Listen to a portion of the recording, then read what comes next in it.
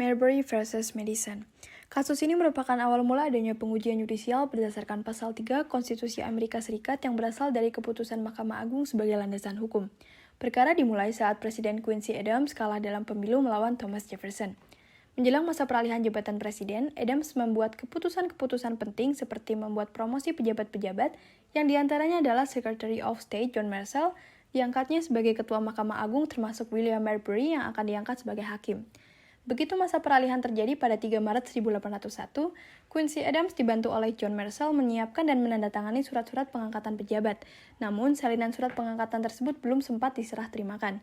Tanggal 4 Maret 1801, Thomas Jefferson bekerja di hari pertama sebagai presiden, dan surat-surat pengangkatan tersebut masih berada di kantor kepresidenan. Surat-surat tersebut ditahan oleh James Madison selaku Secretary of State yang baru. Tindakan Madison menahan surat-surat pengangkatan pejabat itulah yang kemudian diperkarakan Marbury dan kawan-kawan ke Mahkamah Agung dengan memberikan kuasa kepada Charles Lee, mantan Jaksa Agung Federal. Kemudian, menurut para penggugat berdasarkan Judiciary Act tahun 1789, Mahkamah Agung berwenang memeriksa dan memutus perkara yang mereka ajukan serta mengeluarkan writ of mandamus. Marbury meminta agar Mahkamah Agung memerintahkan pemerintah melaksanakan dan menyerahkan surat-surat pengangkatan yang sudah ditandatangani presiden sebelumnya. Pemerintahan Jefferson menolak.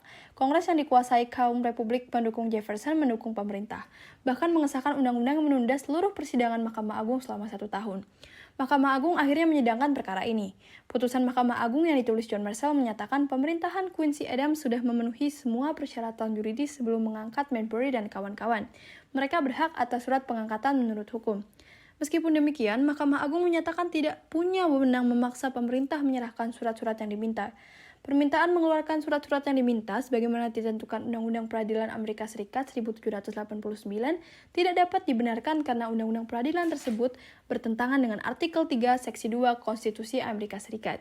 Oleh karenanya, dalil yang dipakai Mahkamah Agung untuk mengadili dan memutus perkara Marbury versus Madison adalah konstitusi, bukan Undang-Undang Peradilan 1789. Dari kasus ini kemudian berkembang pemikiran bahwa Mahkamah Agung adalah penjaga konstitusi. Di Indonesia, wewenang itu kemudian diberikan kepada Mahkamah Konstitusi.